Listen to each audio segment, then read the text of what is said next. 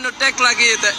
আজকে সেই ট্যাগ লাগিয়ে দিয়েছে আমার এক ভাইয়ের মাথা ফাইটটা চোখ ঢুকিয়েছে, আমিও চোখে ধরে নেওয়া গেছে। তাহলে সেখানে বলেন সেখানে বাক স্বাধীনতা কই?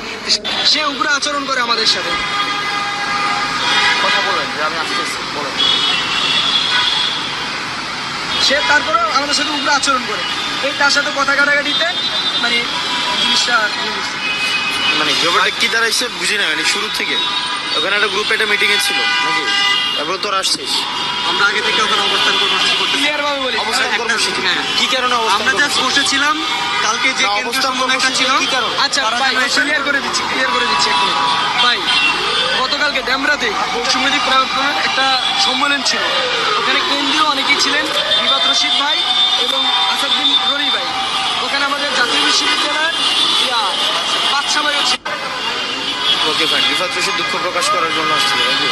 আচ্ছা তারপরে? না ভাই, মূলত আমরা আছি আমাদের বিচার দাবি ছিল, আমাদের ভাইদের আক্রমণ করতে।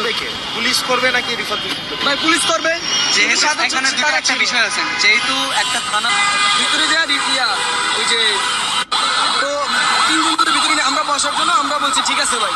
তা একটা সময় এসে কি করে ওই যে এখানে অন্য কোনো সংগঠন কেউ আছে কিনা এটা জানার জন্য বলে, তো স্ব ইচ্ছায় যেই দুজন বলছে আমরা গণ অধিকারের সাথে আছি, বাট ওই দুজনের হচ্ছে পিছু নামে কালকে যে ছেলেটাকে অ্যাটাক করা হয় ওই ছেলেটার বোন, তো তাদেরকে ভিতরে নিয়ে যায়, ভিতরে নিয়ে যায়। তারপরে এভাবে আর কি জিনিসটা গেমটা বাঁচে। ঠিক আছে, আমি যতটা বুঝলাম হচ্ছে যে ওরা আসছে তারপরে আরেকটা গ্রুপ এসে উস্কানি দিচ্ছে, তাই তো? আচ্ছা ফাইন, আমি তো মাত্র দৌড়ে আসলাম শুনে। পাশাপাশি আমাদেরকে আক্রমণ করা হয়েছে, কারণ স্টিল নাও আমাদের 4 জন ঢাকা মেডিকেলে ভর্তি। আচ্ছা ঠিক আছে, আমি আমার কাছে আসিস নাই তো, নীরবের কাছে আসছে। আপনার কাছে আসছি, আপনার সাথে যোগাযোগ আমরা না করি নাই, অন্য কেউ করছে। আপনাকে বলছি আমি আগে পুরা কোনটা উপরে কথা বলেননি, আমরা তারা ছিল সবাই সাক্ষী, এবং আমাদের পকেট থেকে ফোনও পর্যন্ত বের করতে দেওয়া হচ্ছিল না, এরকম একটা অবস্থা শুরু হয়ে গেল। আর আমরা যখন নামবো তখনও ভাই সিঁড়িতে আমাদের বাধার সম্মুখীন করা হয়। আমি এখানে এসে শুনছি, ওই যে ভাই জানেন আমি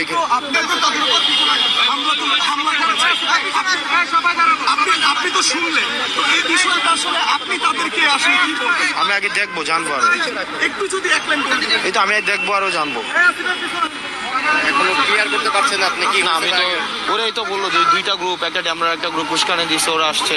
আমি আগে পদক্ষেপে দুই গ্রুপের কথা শোনার পর একটা স্টেটমেন্ট দিবেন, আমি একটা তারপরে বুঝতে হবে না সেটা কখন নাগাদ হতে পারে যদি একটু আমাদের। না আমি একটু আগে দেখি, আমি পুরো পরিস্থিতিটা আমি মাত্র তো, আপনি তো দেখছেন আমি মাত্র আসছি, দৌড়ে আসলাম, আসার পর এখন আমার পুরো পরিস্থিতিটা একটু বুঝতে হবে। কাজ করছে এবং তাদের উপরে অনেক কথাবার্তা আসছে, যারা আসলে বলছে যে এই ধরনের কথাগুলো না, তাদেরকে বক্তব্য দেওয়া যাবে না, তাদেরকে সাক্ষাৎকার দেওয়া যাবে না। তাহলে কি গণমাধ্যম আসলে পরিবর্তন হতে পারবে?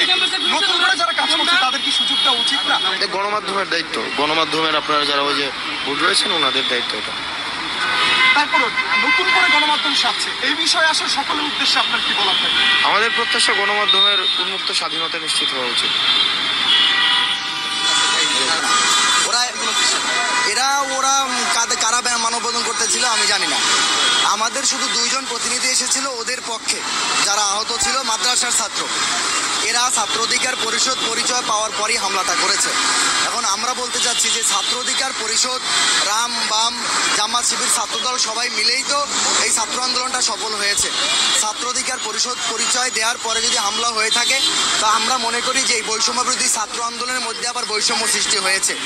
মুক্তিযুদ্ধের সময় যেভাবে আজকে দেশ থেকে পলায়ন করেছে, বৈষম্যবিরোধী ছাত্র আন্দোলনের যে প্যানেল তারা যদি মনে করে যে তারা একারা সফলতা অর্জন করেছে, শুধু সমন্বয়করা কয়েকজন মিলে এই কাজ করেছে, তাহলে কিন্তু তারা ভুল করেছে এবং ভুল করবে। এজন্য আমরা বলবো, আমি যতদূর জানতে পেরেছি এখানে রিফাত রশিদ ছিল এবং আমি ছিলাম না হামলার সময়, আমি যারা হামলা শিকার হয়েছে তাদের কাছ থেকে জানতে পেরেছি যে আসাদ বিন রনি এবং রিফাত বিন রশিদ ছিল। এরা রিফাত রশিদই নাকি হামলাটা করেছে এবং আসাদ বিন রনি উপস্থিত ছিল। এবং এই আমি বলি যে আসাদ বিন রনি ভাইও কিন্তু আমাদের ছাত্র অধিকার পরিষদের ঢাকা মহানগর দক্ষিণের সেক্রেটারি ছিল। এবং এই যে আসিফ মাহমুদ ভুঁইয়া, যিনি আমাদের উপদেষ্টা, তিনিও কিন্তু ছাত্র অধিকার পরিষদের নেতা ছিলেন। ছাত্র অধিকার পরিষদ বা রাজনৈতিক দলের পরিচয় দিলেই যে হামলা শিকার হতে হবে, তাও আবার বৈষম্য বিরোধী ছাত্র আন্দোলনের নেতাদের কার্যালয়ে, এটা কিন্তু খুবই দুঃখজনক এবং হতাশার, এবং এটা কিন্তু জাতির জন্য একটা অশনি সংকেত। কারণ আপনারা জানেন এই বৈষম্য বিরোধী ছাত্র আন্দোলনটার বীজ বপনই হয়েছিল 2018 সালের কোটা সংস্কার আন্দোলন থেকে। সেই রায় বাতিল করা হয়েছিল, তার পুনর্বহালের দাবিতেই তো আজকে 24-এর আন্দোলনের সৃষ্টি। সমন্বয়ক দুজন ছিল, রিফাত ইসলাম, সাথে আরেকজন ছিল। তো ওনাদের উপস্থিতিতেই ছাত্র অধিকার পরিষদের কিছু ছেলেপেলে ছিল, ইভেনে হচ্ছে আপনার প্রাইভেট ইউনিভার্সিটি, এডাসিনবাগ জাতীয় বিশ্ববিদ্যালয় এবং তেজগাঁও ইউনিভার্সিটি কিছু ছেলেপেলে আসে দাবি দেওয়া নিয়ে হামলার বিরুদ্ধে। তখনই সমন্বয়ক রিফাত ভাইয়ের উপস্থিতিতে সাথে অন্য কিছু ছেলেপেলে ছিল। কে হামলা করছে সেটা এখনো স্পষ্ট না, সিসিটিভি দেখলে সেটা বলা যাবে।